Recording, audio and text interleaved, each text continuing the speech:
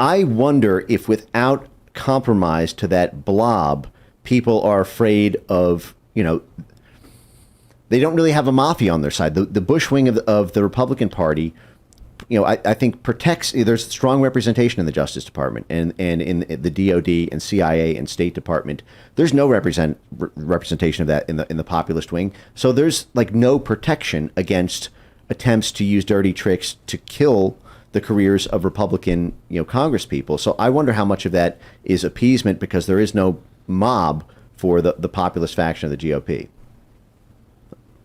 Well, Newt does represent more of a kind of rhino establishment-based politics that, of course, is also connected to many secret societies. And as he previously even said before, the main kind of problem that a lot of people are seeing with Trump is that he's not a part of some of those same secret societies. So what you bring, you bring up a very interesting point because there are a lot of populists, but there also is a lot of rhinos, a lot of establishment types, a lot of people who go to the Bohemian Grove, take off their clothes, worship Moloch, and of course have mock child sacrifices that are the good old boys, the good old Republicans, the Christian conservatives that of course value traditional, ways, which is kind of ridiculous when you look at the face value of what they're responsible for. Because when they had a seat at the table, when 2001 happened, they had everything. They had the Senate, they had Congress, they had the presidency, they had the American people behind them, and what did they do? They failed the American people. And I think there's a huge section of the populace that realizes, holy cow, like these guys could be just as bad as the Democrats here.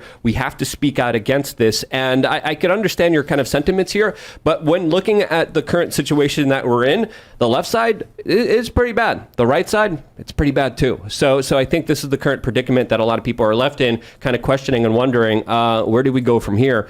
Either side we go on, we're kind of screwed here, and the politicians who are going to be put into place are going to be puppets of the establishment that are going to be doing the screwing. It's all about the interests of those with money, and it always is. There's supposed to be the will of the people involved in our system, but it's not supposed to be direct democracy. But now I shouldn't say now, but we've been in a system for quite some time, maybe even 100 years, where it's literally just ruled by elites. If you have the money, then you make the rules. If you're a regular person, your ideas don't matter.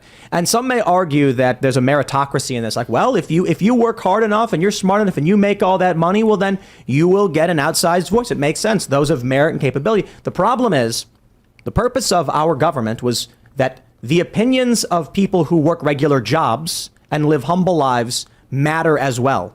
And for the longest time, they've not mattered at all in our politics. So while I agree, someone like Elon Musk, they're like, how does he have so much power? How does he buy, X? How does he assert this authority? Well, he built all these companies. He made lots of money, and then he uses that, what he built and the resources he's gathered to have that influence. That's fine. I accept that. But our system of government, the neocon, neolib establishment has basically just said we are fine with not allowing anyone of humble means to have a voice, period. Yeah, and the fact that they've overturned 2.5 centuries of precedent to, basically charge Trump with 750 years of prison. And Trump is now winning in the general polls, according to Washington Post ABC from, I think, Cenk Uygur had like a freak out over this, that they need to be up like 15 points to be able to win in the battleground states, and just like an outright general ahead.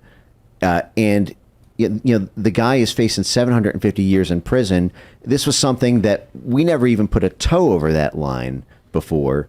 And not just him, it's 19. I mean, all of his lawyers, they rolled up 19 at once. I mean, they basically indicted the entire inner circle around that period in January. And, this is sort of happening around the globe in democracies, at least around NATO now, where it's becoming shockingly common practice to just ban your opposition party. And, Imran Khan's arrested, Bolsonaro, they arrested Marine Le Pen, they arrested Salvini.